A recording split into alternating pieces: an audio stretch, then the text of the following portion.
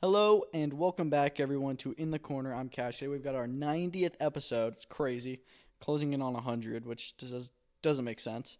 But anyways, um, yeah, we've got a pretty good episode ahead. A lot of good fights this weekend. We don't have maybe any big fights per se, but there's six fight cards on Saturday. We actually had one today, which we're just gonna go ahead and get started. We had a PFL card today in Nantes. I think it's called. I thought it was Nantes, but I think it's just Nantes, France.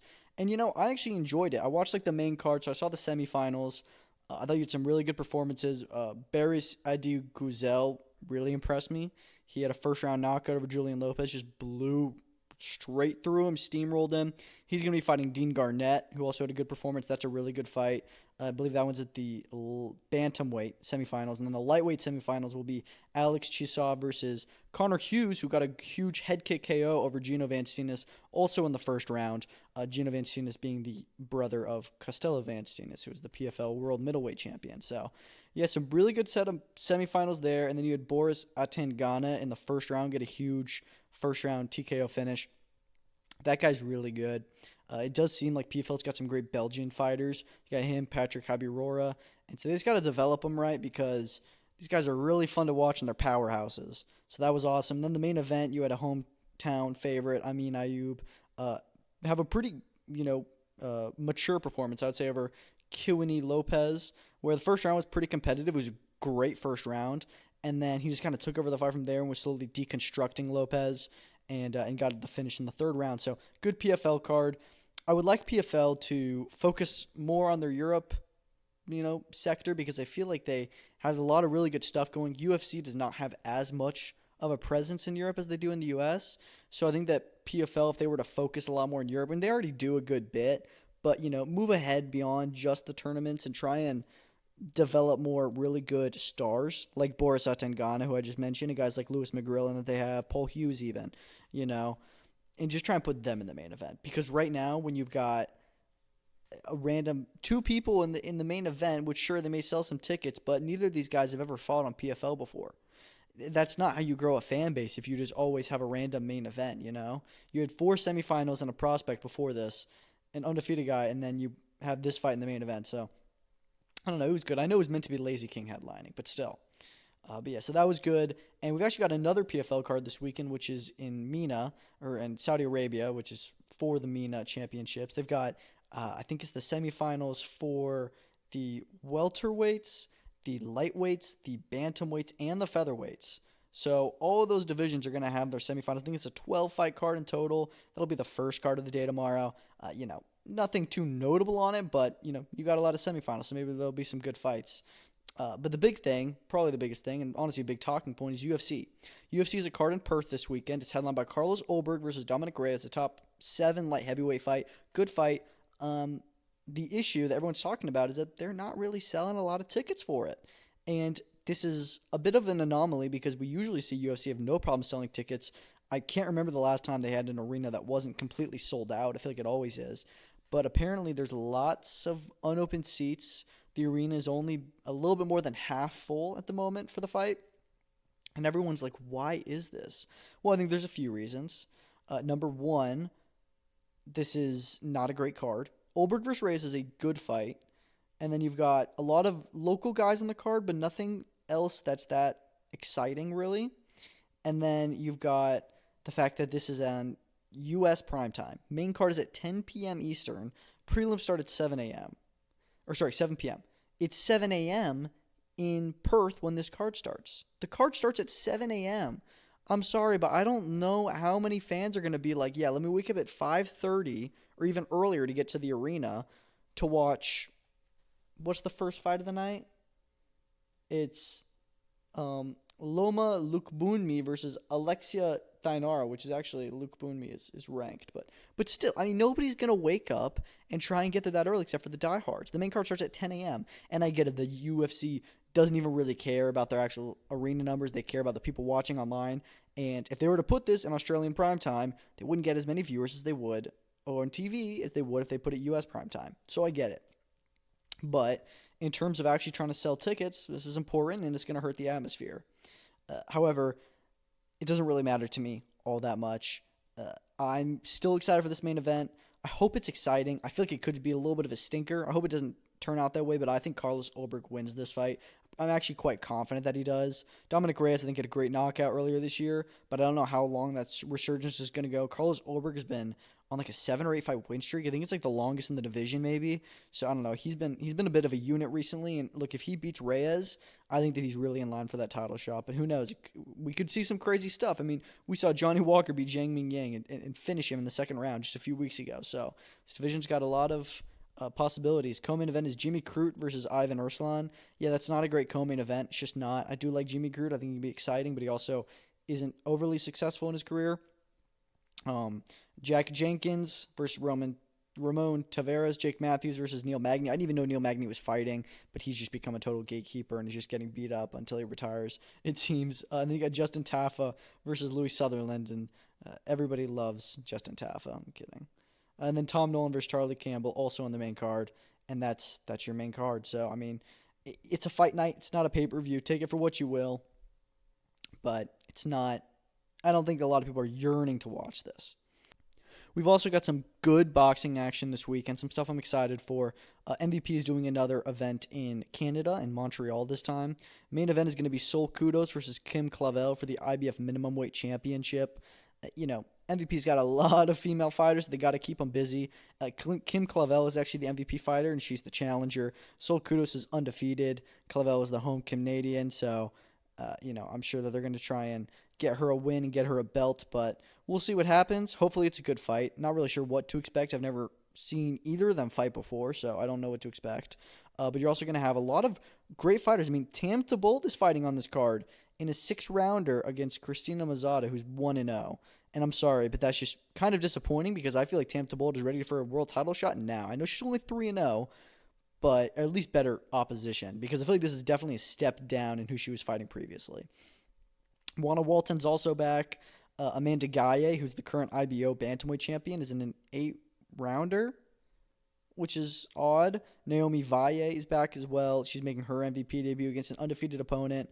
And then they've also got the debut of Nelvi Tiafak, who is a German heavyweight Olympian. So always love a good heavyweight prospect. You got a 10-round fight of someone's always got to go. I think that's the co-main event. Or actually, no, it's not. I think Tam Thibault's actually the co-main event. This is on the main card. It's Mazloum Ekdeniz versus Anthony Soto. Again, I haven't seen either of these guys fight before, but hopefully they can throw down and give us a good fight. So yeah, you got a lot of good stuff on this card to look forward to. I would have liked some maybe better opponent choices for like Thibault or Naomi Valles is fine, but maybe Juana Walton. I mean, he's fighting a guy who's 6'4" 1. Then again, he hasn't seemed to be, insanely good as a prospect. We just have to test him. But I don't know.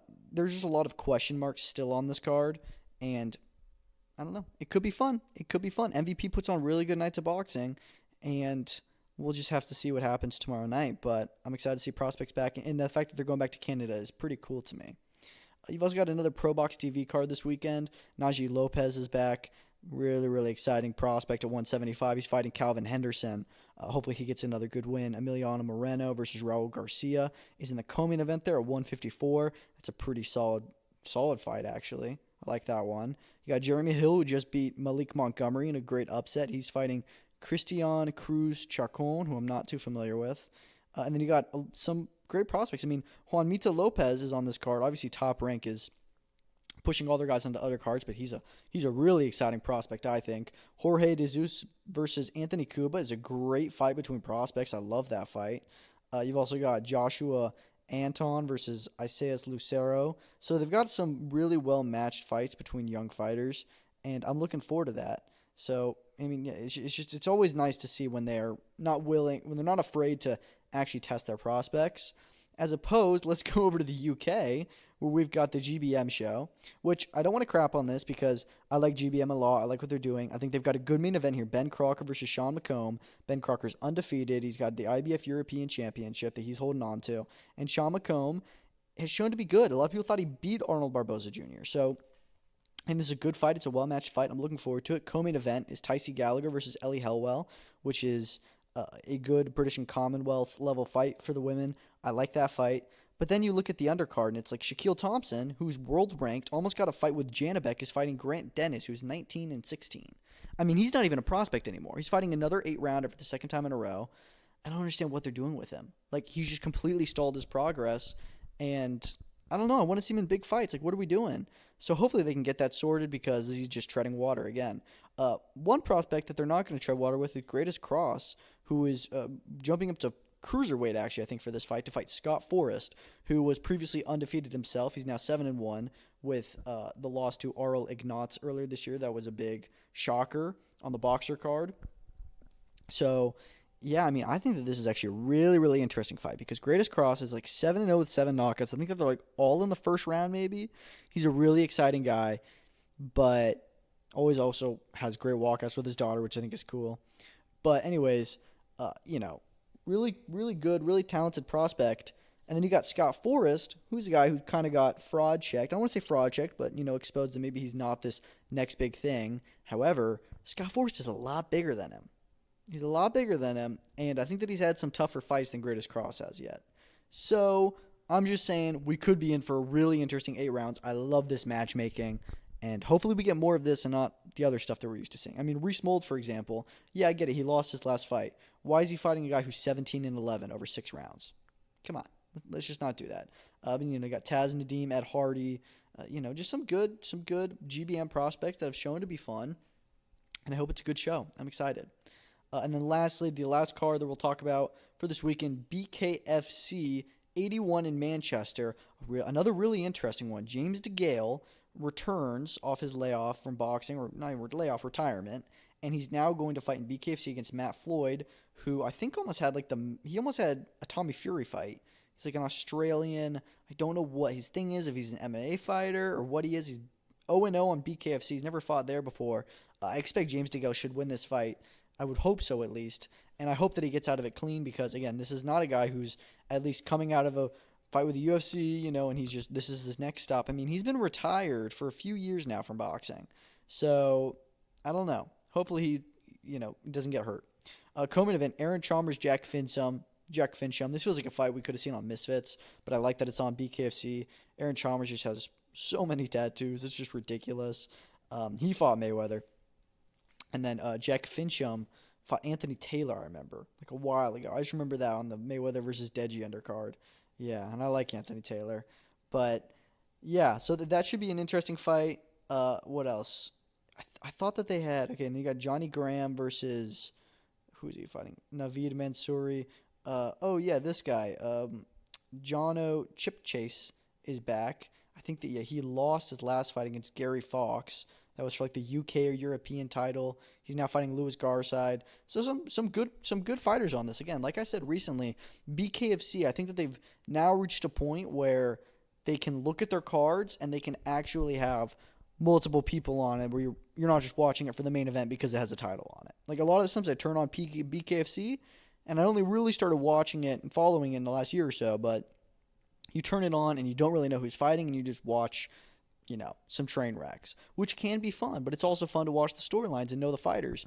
And I think that, if you look at their last card, you look at their next few cards, it's like, okay, it's not, just random fighters. Like, they've got good fights on here, and they've got 3 or 4 of them at the top of the bill. So, who knows, man? I'm excited. I'm excited for their future, and they've got a huge card next week, a pay-per-view, Mike Perry versus Jeremy Stevens. I don't like that being on pay-per-view, but it is. So that's good. And that's all the events we have this weekend. Now let's talk about some news. It was announced, I think yesterday, that we've got the full undercard now for Chris Eubank Jr. versus Conor Benn 2. We've been waiting very long for this. The fight is under 2 months away.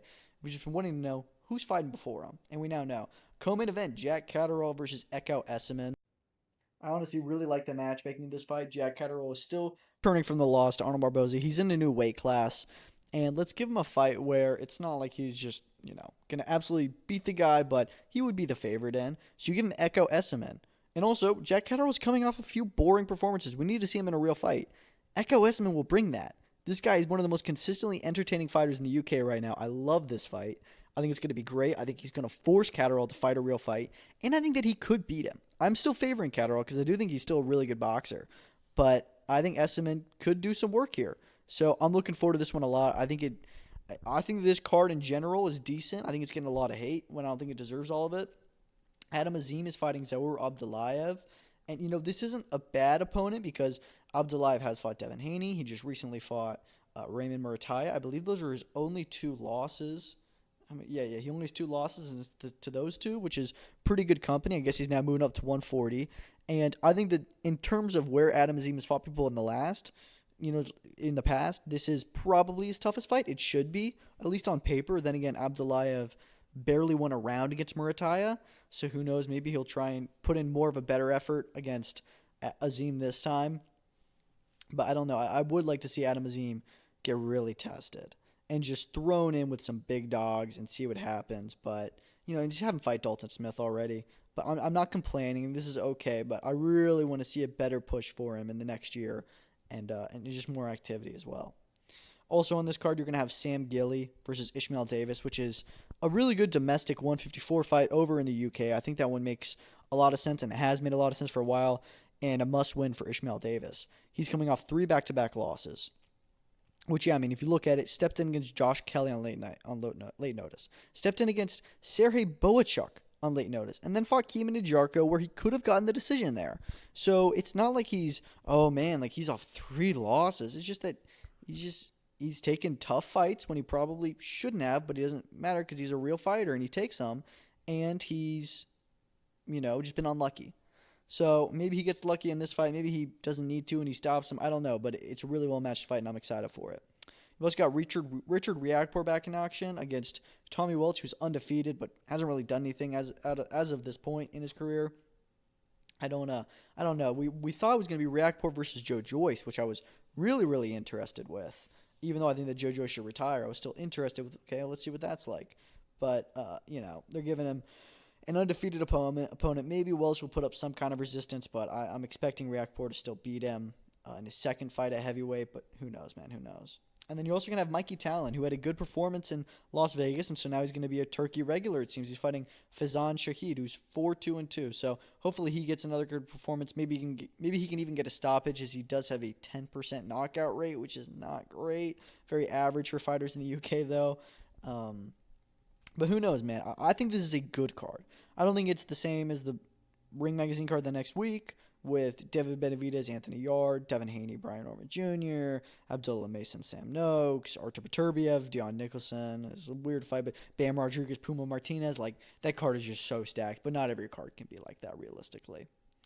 But let's talk about some other fights that have been announced. Tenshin Nasukawa versus Takuma Inoue will be November 24th in Japan for the WBC Bantamweight title that was just recently vacated by one Junto Nakatani. I think this is a really well-matched fight. I think Tenshin has shown that he's at a high level in boxing for a while now, and he's ready for that title shot. Takuma Inoue has not fought since losing his belt to Seiya Tsutsumi in, I think it was October of last year. So I think this is a really well-matched fight. I think it's going to be very competitive, and I think Tenshin may be able to beat him. I really, really do. I think that Takuma Inoue is good, but I don't think that he's great. And even though Tenshin's already had a long kickboxing career, I really think that he's special. And I think that he can beat Takuma Inoue. So we're just going to see what happens, but it's a great fight and it's happening at a good time. PFL announced that their card on December 13th in Lyon, which we knew was going to be the ending of the European Champion or the European Champion Series, whatever you want to call it, the semifinal or the finals, I guess, for their tournaments there, will now also be a Champion Series event. It's going to be headlined by Vadim Nemkov versus Raynon Ferreira, which is going to be for the full PFL Heavyweight World Championship, which is something that PFL has needed to get sorted for a while, is having one champion, and it seems like they're finally going to do that. They'll still have their tournaments and stuff, but the super fights are just, whenever they make a super fight thing. But they're going to have a real consistent champions now, and they've got a new CEO in John Martin, which I didn't even know about. But it seems like they're finally getting more sense to how to run a sports promotion. And yeah, it's good to see that they're finally catching on. But co-main event there, Chris Cyborg is back, and she's going to be fighting Sarah Collins. Don't know how much I'm expecting from Sarah Collins, but who knows? Chris Cyborg has been fighting for a while, so we'll see how much she has left in the tank, but I expect her to win this fight. So good main and co-main event there in December. Okay, what else? Oh, Boxer has announced their first fight on BBC. It'll be on BBC 2 and iPlayer, October 25th in Derby. Frazer Clarke, Jeamie TKV. We knew that this fight was happening. It's already been ordered. It's already been confirmed. They were going to fight on September 27th, which is tomorrow, and then that fight didn't happen for whatever reason. They pushed it back, It's now going to clash with Parker versus Wardley, or at least we thought it was. It's going to be on the same date. However, what's interesting to me is that this is going to be on BBC from 8 to 10 p.m., which here in the U.S. is 3 to 5 p.m., but notably, that means that this whole BBC section is going to end before Parker and Wardley even make the ring walks. So that helps out both cases. Because I had thought about it, that's stupid of them to clash on the same time as a much bigger fight in Parker versus Wardley in the same country, same time zone. Then I realized, after Frank Warren said that he was pissed about it, because one of these is on DAZN, and DAZN pay-per-view, mind you, which it shouldn't be. The other one is on BBC Two. That's going to get a much bigger audience. It just is, because it's on free TV. A lot more people are going to be able to watch Clarke TKV, not even choosing to. They're just going to have the channel on, and it's just going to pop up, and they're going to watch it. And that's the power of having a real network behind you, and good for Boxer for getting this deal when everyone else is kind of making fun of them. So, yeah, I mean, I'm happy with this because it means that the main event's going to be on earlier, and you're not going to have to, for the guys in the UK, you're not going to have to stay up super late to watch it. And they won't clash. These two fights will not clash. It's also on the same time as the UFC card, which again is a little bit risky. I would have rather them debuted like a week earlier or a week later even, just something where you don't have a lot of competition. But this is what they chose, and I'm excited for this fight. Undercard details to follow. The fact that it's on from 8 to 10 p.m., I expect there will also be a co-main event that will be on the main broadcast. We don't know about broadcasting in America. I'm expecting it'll just be on Triller TV Plus. That's what Boxer's shows have been on all year so far, so I expect it'll be the same thing come October 25th. But yeah, good to see this British heavyweight title finally has a date and is ready. Okay, this is interesting. Tank Davis responded to a tweet and said that somebody said just retire. Then he said, I will in 8 weeks. So it seems like his plan is to fight Jake Paul and retire. So he really is just cashing out, and he's probably making the most money he ever has for this fight, and he's going to make this money and then he's going to dip. And I'd be very disappointed because I just think that he has had a really, really disappointing career as a boxing, star, as a world champion, if you will. I mean, he is a world champion, but a world championship fighter. Like he could have had a really, really historic, or at least much more memorable and Hall of Fame career. I don't think he's going to go in the Hall of Fame after this. Even though he's like the biggest star in the sport, it's just he hasn't done anything. What has he really done? I don't know, man. I don't know. It's disappointing to see that he's retiring after fighting Jake Paul. Hopefully, they can get him to stick around, and Turkey can just throw a ton of money at him and say, dude, fight Shakur. And then you can go. But we need to see at least one more big fight with him. A real legacy fight. Something else talking about cashing out. Conor McGregor says that he wants $100 million for the White House card. And there it is. Because this whole time, we've all been talking so positively and believing Conor McGregor's going to fight on the White House card. Let's go. He's going to fight. And I'm like, there's got to be something. There's got to be a catch. Because this guy never fights. What is going to pop up that stops him from actually fighting? He's been training and everything. He wants $100 million. Brother, this is not boxing. This is the UFC. They're already probably spending a ton on the production of this with the UFC. They're with the White House. They're sacrificing a lot of the gate, I think. I don't know how many people they're going to actually have cage side. They're not paying you more than $15 million. I mean, maybe they'll pay him like 20 to the max I can see them getting is like a little bit over $20 million because he is Conor McGregor. But UFC does not pay $100 million to a fighter. And I hope that somebody's going to tell McGregor that, because that's not happening. And I'm worried that could be the downfall of his role in this event. But yeah, that's not happening. Derek Chisora is going to be fighting on December 13th on the Manchester card with Queensberry. He announced it's going to be his last fight. We thought his last one was going to be the last one in the UK. Apparently it's not. His final fight will be there too. I know that he wanted to fight in Africa. Fortunately, that's not how he's going to end his career, which does suck, but I don't think it really matters. I'm just saying, we know who else is fighting on this December 13th card in Manchester. And that's one Moses Atauma. And two British heavyweights in the same division and fighting at the same time. I think that they may be doing Atauma versus Chisora. I know that they've talked about, they probably want Chisora to go out on a win, which he would against Atauma. And they also probably want to do a little bit more with Atauma before they give him somebody who's in like the top 15, top 20, which Derek Chisora is. So I don't know if they are going to be fighting each other, But I just think it's really interesting because these guys are on the same card, and I'm realizing not more people are connecting the dots and saying, what if it's Itama versus Chisora, which I think is really very possible. And if they do that, get ready for another Queensberry pay-per-view on DAZN. All right, what else? Zanfer Boxing is putting together a really good card in Mexico. I think it's Zanfer and Top Rank, where their Top Rank's going to be putting a lot of their Mexican guys on it. So hearing that Rafael Espinoza versus Luis Alberto Lopez is potentially almost a done deal for Espinoza's WBO featherweight world title. I actually really like this fight. I know that Lopez has only fought one round since the Angelo Leo defeat, but he's still one of the top 5 guys in that division, I think, and I'd be fine with him fighting Espinoza for the championship, especially in Mexico. I think this makes sense. We're also hearing that Lindolfo Delgado is going to fight Gabriel Goyez Valenzuela in the IBF Super Lightweight World Title Eliminator, and that would be on this card as well. Another fight between 2 Mexicans, and winner of that will get a shot at Richardson Hitchens, it seems. So wouldn't be shocked at that one. And then we're also hearing that Emiliano Vargas and Richard Torres Jr., 2 really good, I think, Mexican-American boxers with Top Rank, are going to be staying active and getting to fight on this card. So I wouldn't be surprised if this is similar to the Oscar Valdez event, where it's going to end up getting put on ESPN Deportes, and once they had that, Top Rank did a much better promotional push. So I hope so, because this is sounding like we're pretty much just going to get a good Top Rank card in collaboration with Zanfer, and we'll be able to watch it. So I'm excited for that, but Top Rank just really needs to get a rights deal because it's getting ridiculous.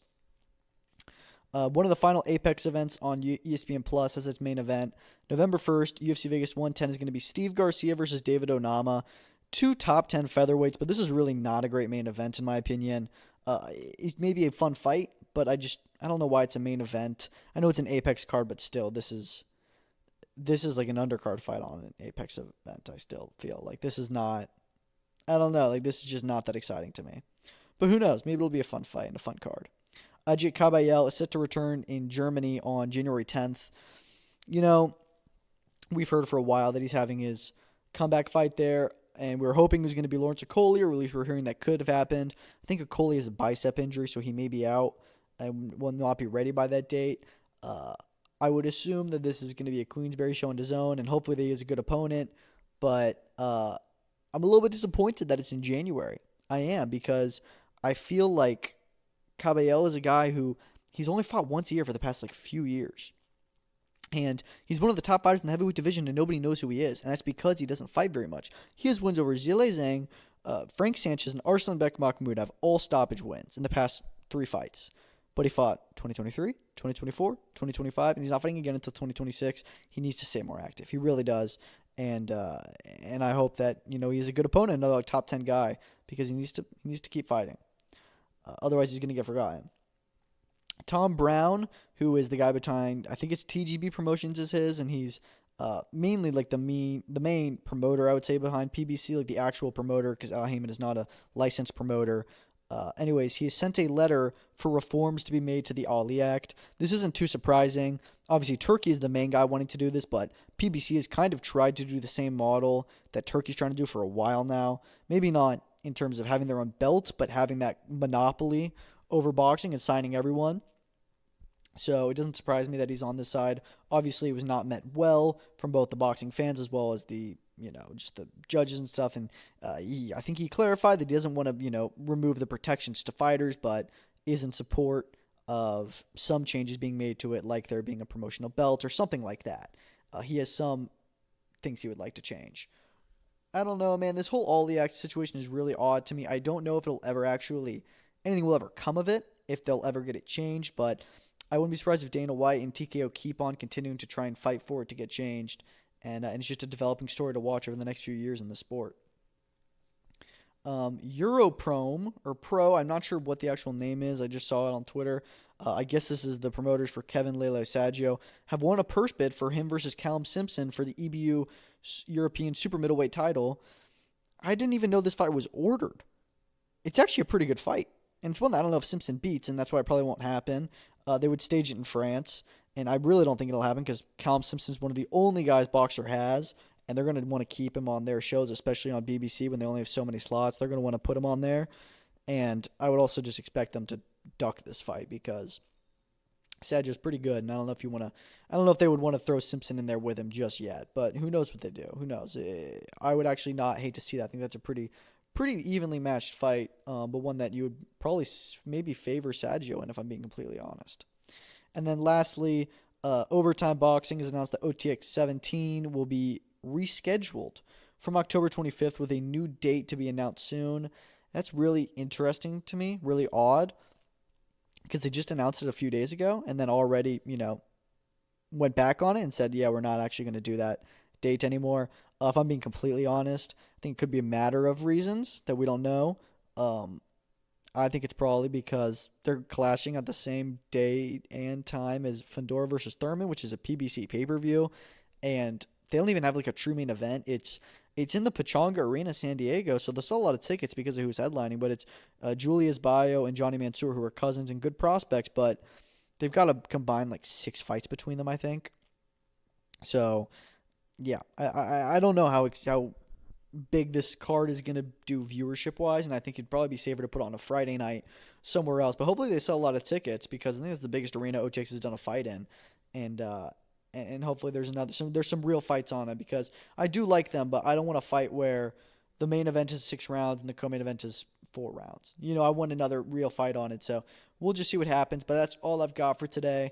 Thank you so much for listening. Enjoy the fights this weekend. Hopefully there's some good stuff and UFC Perth is not empty. But that's all I've got, and peace out.